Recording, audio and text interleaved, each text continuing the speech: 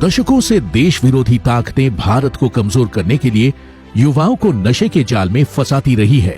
लचर कानून, केंद्र, राज्य एवं विभिन्न संस्थानों के बीच समन्वय की कमी और जवाबदेही सुनिश्चित न होने से स्थिति गंभीर हो गई।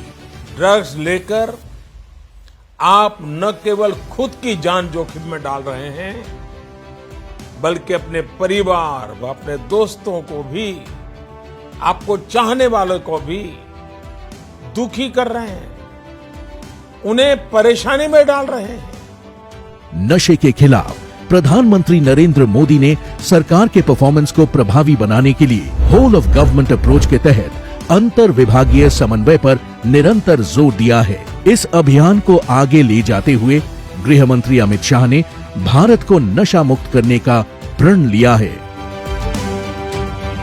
नशा मुक्त भारत के लक्ष्य की प्राप्ति के लिए नशे के खिलाफ जनमानस बनाने के साथ सभी राज्य सरकारों के सहयोग व अभियान में जुटी संस्थाओं के आपसी समन्वय पर जोर देते हुए गृह मंत्री अमित शाह के नेतृत्व में कई प्रभावशाली कदम उठाए गए, जैसे एनकॉड की 4 स्तरीय मैकेनिज्म के द्वारा समन्वय। इसके तहत सभी स्तरों पर एनकॉड के सभी स्टेक होल्डर्स की नियमित मीटिंग के निर्देश के अलावा एनकॉड पोर्टल पर एकीकृत ड्रग के डेटा, प्रबंधन, न्यायालय के आदेश, संबंधित नियम व कानून इत्यादि उपलब्ध है। इसके साथ ही सभी राज्यों तथा केंद्र शासित प्रदेशों में dedicated anti narcotics task force का गठन किया गया और इसका पहला राष्ट्रीय सम्मेलन 19 अप्रैल 2023 को नई दिल्ली में हुआ। अवैध ड्रग्स में डार्क नेट व क्रिप्टो करेंसी के बढ़ते उपयोग पर शिकंजा कसते हुए गृह मंत्री अमित शाह के निर्देश पर मैक की सीमा का विस्तार करते हुए सब मैक की शुरुआत की गई है। अब ड्रग्स के मामलों में डार्क नेट, क्रिप्टो करेंसी के इनपुट भी साझा किए जा रहे हैं।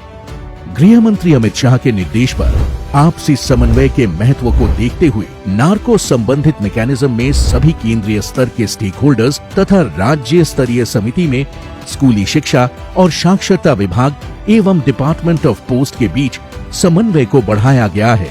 साथ ही एनसीबी ने सभी गिरफ्तार नार्को अपराधियों पर एक एकीकृत डेटाबेस निदान भी तैयार किया है। अंतर्राष्ट्रीय ड्रग माफिया पर नियंत्रण के उद्देश्य से डीईए, एएफपी, एनसीए, आरसीएमपी जैसी अंतर्राष्ट्रीय एजेंसियों के साथ भी उचित समन्वय किया गया है। मोदी सरकार का मानना है, नशे के आदि युवा विक्टिम है, क्रिमिनल नहीं। इसीलिए इन युवाओं को नशे की गिरफ्त से निकालने और उनके रिहैबिलिटेशन के लिए जनता को साथ लेते हुए विशेष जन जागरूकता अभियान भी चलाया जा रहा है। जो मादक द्रव्यों का सेवन करते हैं वो बेचारे विक्टिम है। हमारा सिस्टम में नाटे उनको वापिस लाने का प्रयास होना चाहिए। इसी क्रम में एनसीबी पूरे भारत में ड्रग सेवन की दृष्टि से 372 सबसे संवेदनशील जिलों में 8000 युवा वॉलंटियर्स के माध्यम से ड्रग्स के खिलाफ जन जागरूकता के लिए विभिन्न कार्यक्रमों का आयोजन भी कर रहा है। अब तक 3 करोड़ से अधिक युवा और 2 करोड़ से अधिक महिलाएं इस अभियान से जुड़ चुके हैं। मोदी सरकार द्वारा ड्रग्स के खिलाफ इस लड़ाई को डिटेक्शन, नेटवर्क के डिस्ट्रक्शन, कल्प्रिट के डिटेंशन और एडिक्ट्स के रिहैबिलिटेशन पर एक समान ध्यान देकर अंजाम तक पहुंचाया जा रहा है। गृह मंत्री अमित शाह के प्रयास, नीति और रणनीति से देश अपने लक्ष्य नशा मुक्त भारत की ओर तेजी से बढ़ रहा है। नशा मुक्त भारत ही आने वाली पीढ़ी और देश के स्वर्णिम भविष्य के लिए सबसे बड़ा उपहार होगा। कि हम एक ऐसे भारत का निर्माण करें जब देश की आजादी की शताब्दी मनाई जाए, तब भारत और भारत के युवा ड्रग फ्री हो जाए।